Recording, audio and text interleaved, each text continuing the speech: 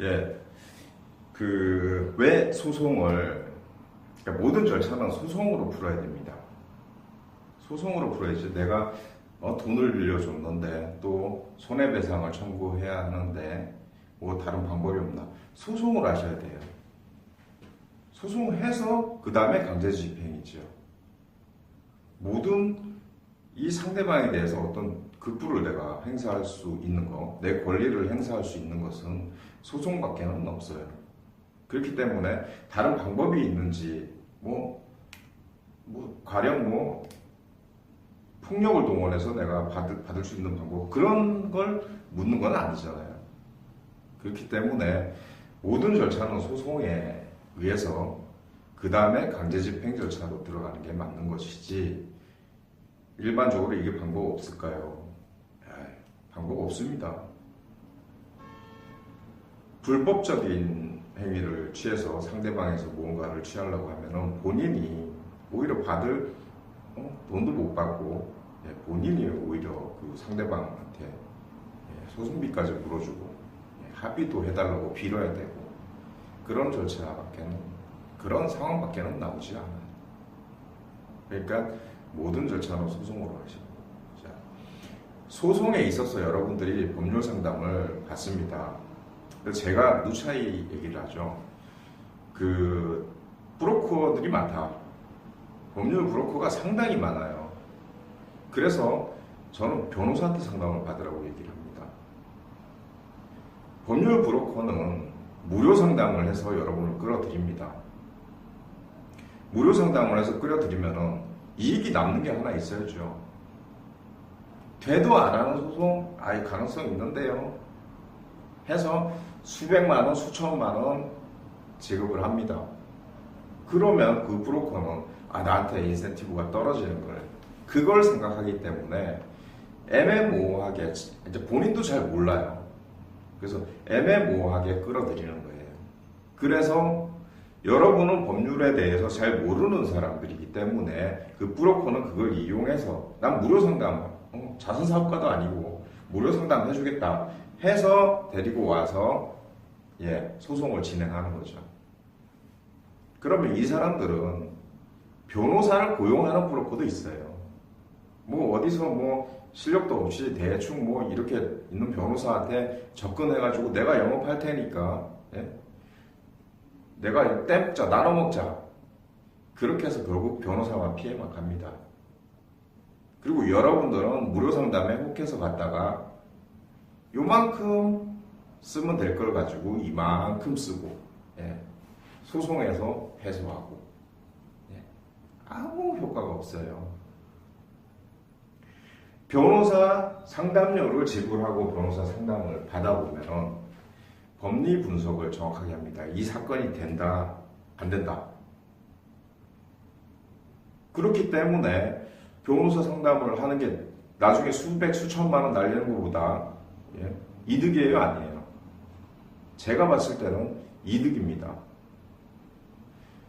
변호사 사무실에 법무법이 너나 할 거 없습니다.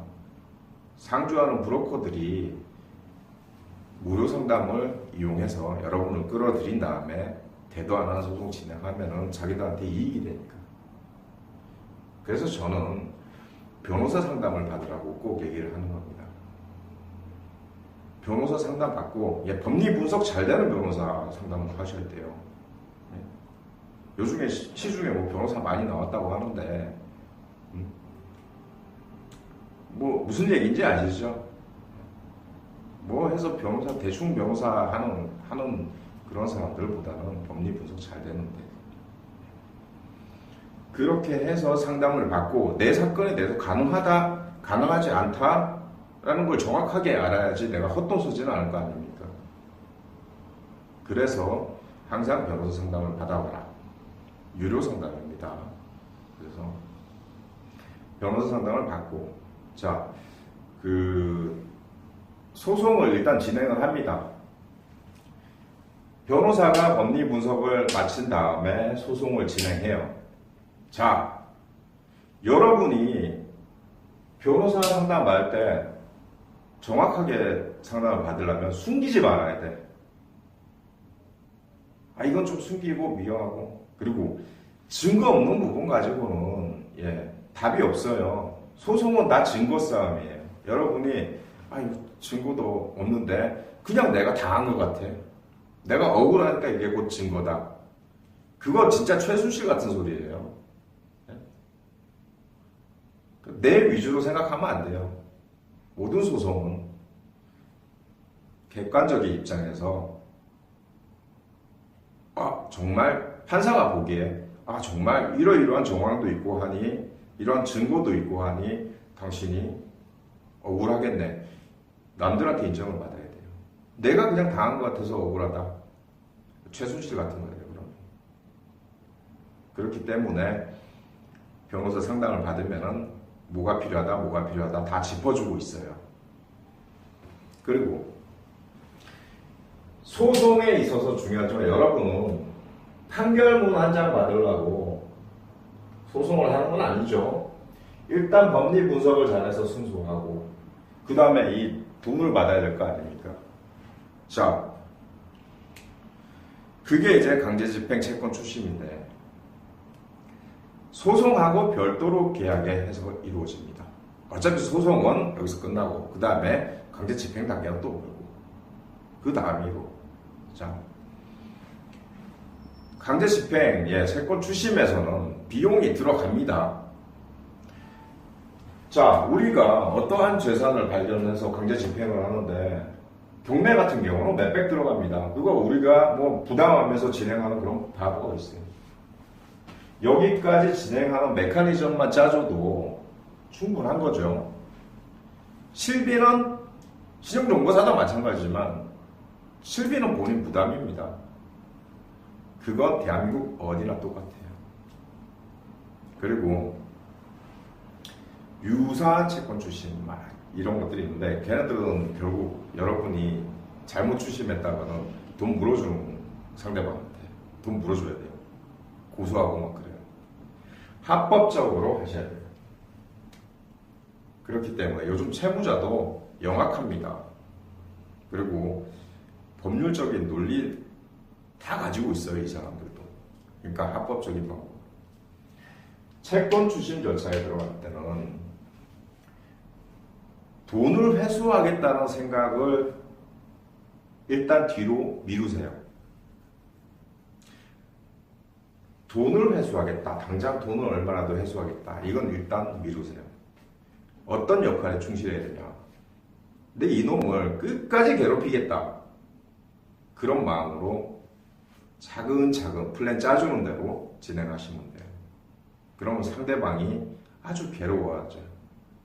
돈을 내놓으라고 닥달하는 것보다 네가 정상적인 생활을 못하게 내가 계속 방해를 하고 발목을 잡고 들어가는 것은 결국 내가 돈을 주면 끝나겠구나라는 생각을 한단 말이에요. 형사든 민사든 강제적 수단. 너를 괴롭히겠다. 너 죽을 때까지 괴롭히겠다. 그런 마음을 하세요. 디테일하게 조사하고 들어가는 것은 담당자한테 맡겨놓으시면 돼요. 다 이제 협의해서 들어가요. 저는 그런 경우 있었어요.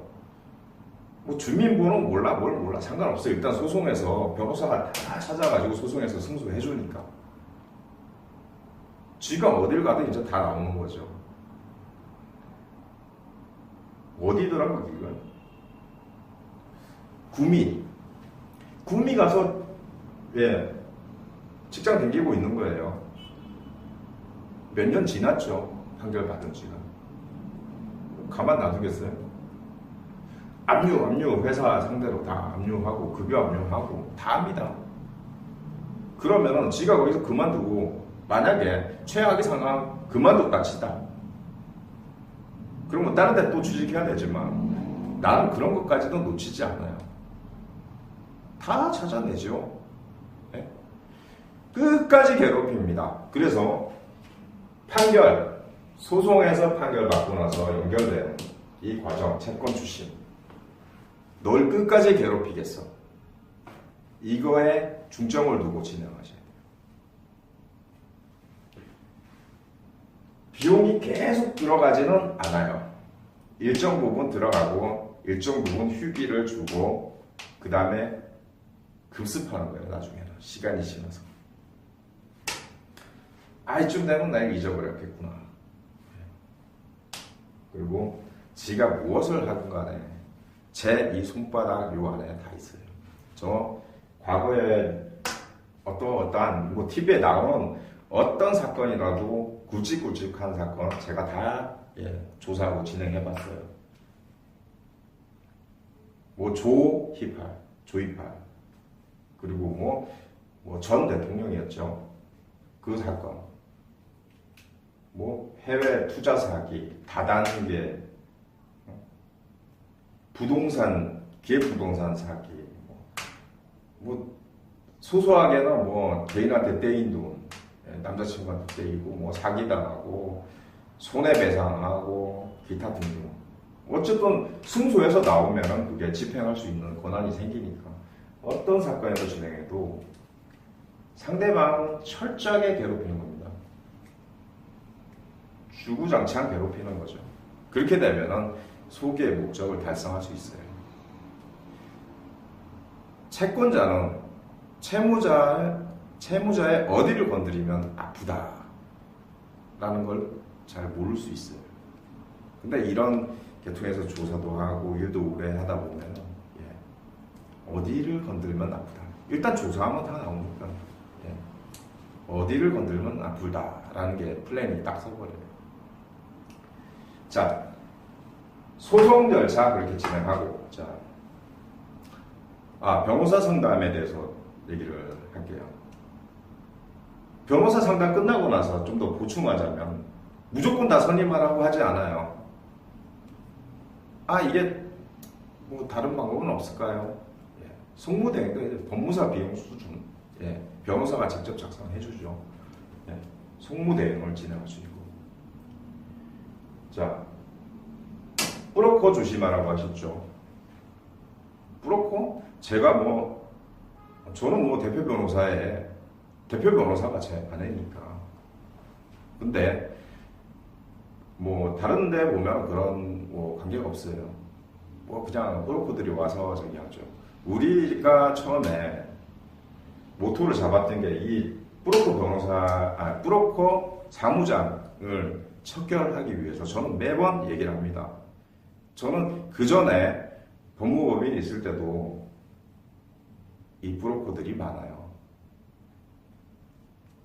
변호사한테 피해가 가요. 그렇기 때문에 저는 그 아내랑 얘기할 때도 브로커들을 없애자. 그게 건전한 문화다. 무료 상담? 그거 다 빚조금 개설하고요. 어차피 여러분 끌어들이기 위한 거기 때문에 내 사건 정확하게 아는 게 중요하다. 그래야지 하나 배우는 거잖아요.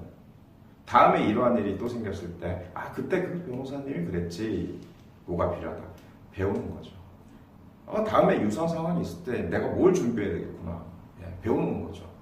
지금 가진 내 사건도 어디 가서 눈탱이 맞는 것보다는 유료 상담 정확하게 받고 이렇구나 알고 가시는 거예요. 그리고 효과적으로 대응할 수 있는 거고. 변호사 선임료 걱정하지 마세요. 분할 납부도 제 이름 대고 얘기하세요. 분할 납부 가능하게 해드릴게요. 그렇게 해서 확실하게 진행하세요. 저희 상담하러 오시는 분들은 대구, 부산, 포항, 울산, 구미 다양하세요. 왜냐하면 그분들도 왜 다른 데 상담을 안 해봤겠어요. 그런데 가서 보니 뾰족할 수가 없는 거야. 우리는 상담을 맡으면 좀 부족하다 싶으면 저녁에 가서 다 찾아서 거기에 항목 다 찾아서 가능하다 불가능하다. 변호사 상담을 마치면 딱 3가지 분류가 나와요. 가능, 불가능, 그리고 일정한 조건이 충족되면 해볼 만하다. 근데 통상 우리는 가능, 불가능으로 그냥 딱 나눠버려요. 왜냐하면 이건 판사 할아버지가 와도 여러분이 패소할 수밖에 없는 거예요. 불가능이라고 딱 나오면.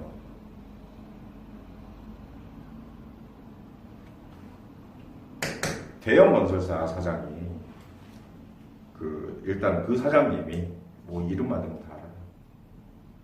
이게 항소를 해도 될까요? 라고 물어봤어요. 우리는 분석하기에 불가능해요.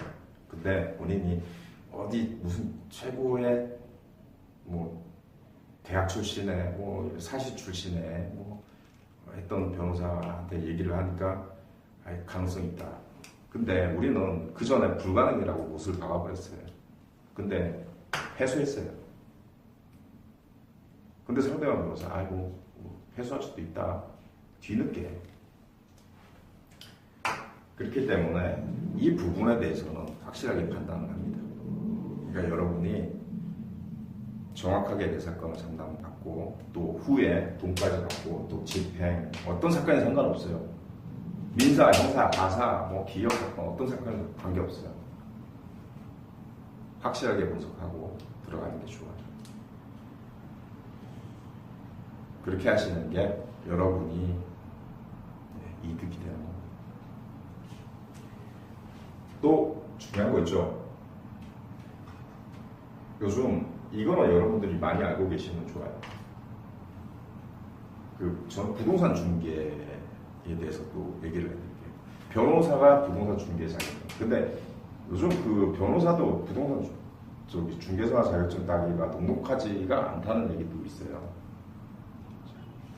그래서 이 부분에 대해서는 우리가 지금 사이트가 하나 있어요.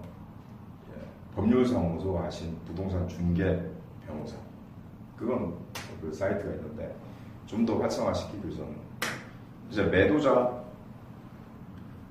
여러분이 막 아파트 하나를 부동산에 의뢰를 해도 부동산 중개자들은 여기서 200만 원, 여기서 200만 원, 도합 400만 원 벌어가요.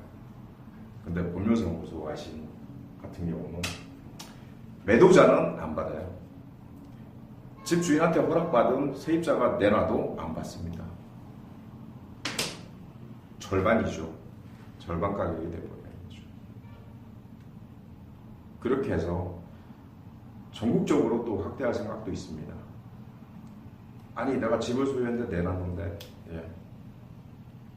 그렇게 해서 중개료도 확 다운받는 그거는 제 생각이고 제 계획입니다.